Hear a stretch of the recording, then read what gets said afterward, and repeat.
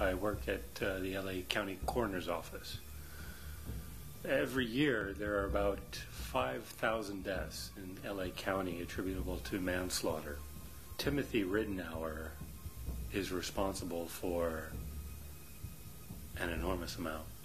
I have never seen the kind of wounds that we have found on some of these bodies. His trademark,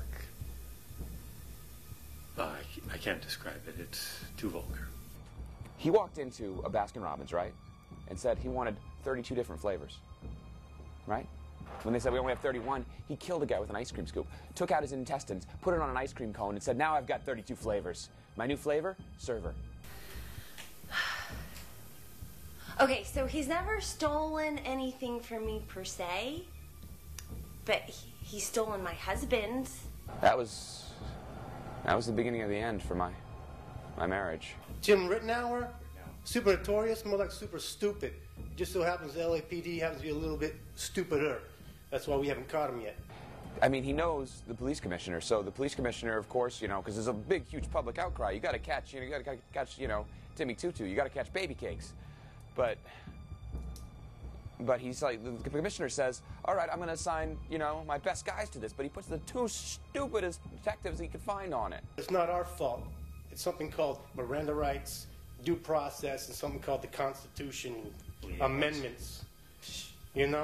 Because some people here call that corruption. I call it protecting and serving. Those guys are so stupid, they're on the softball team that he plays on. They don't even know it. He calls himself Kim Ritenour.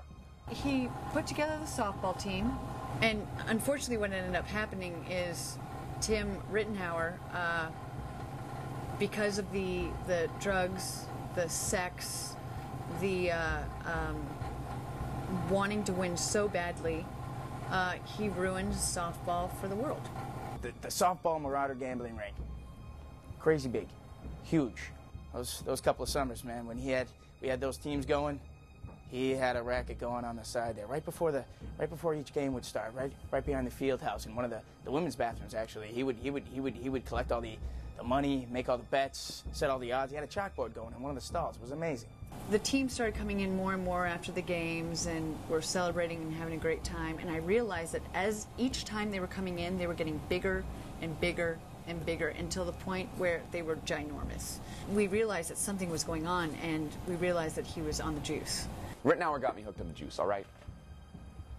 All right? He got me really into it. I mean, this guy has a power over people that I can't possibly comprehend. I mean, he's annoying, just got the loudest voice. You can't deal with him, and yet somehow you're drawn to him. It's like it's a fucking planet or something. Got a gravitational pull that just sucks you in. He had a team of juiced up freaks with bats. Could make him do anything he wanted.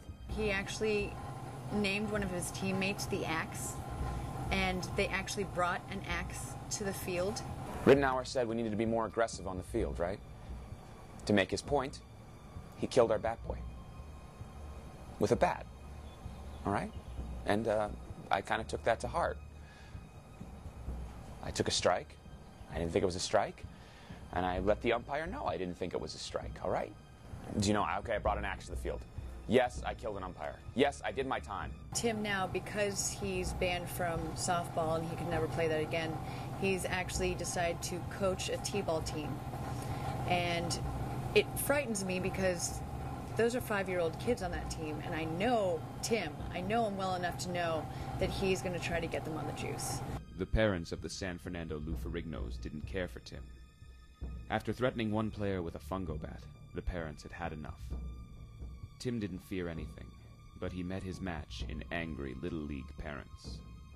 They chased him to the LA River. 3 days later, a body was found. The body we found in the river, the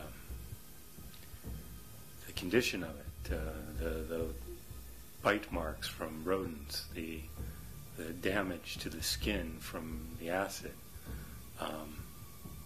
Well, it's obvious that it was Mr. Ritenour who was killed. I don't believe that body they found in the river was him. I'd like to believe that. I want to. The body they found, definitely my client Tim. Rat bites all over him. Really burnt beyond recognition. I couldn't even recognize his bank accounts. He was burnt so badly. Is Tim Ritenour really dead? Some say he's alive and in Africa. And if you want to be looking for him, we should start in Africa. I bet you that's where he is. He's in Africa helping those children. He's feeding them, clothing them, adopting them, like Angelina and Madonna, like good people do. What we do know is we don't know. He could be sitting right next to you, waiting.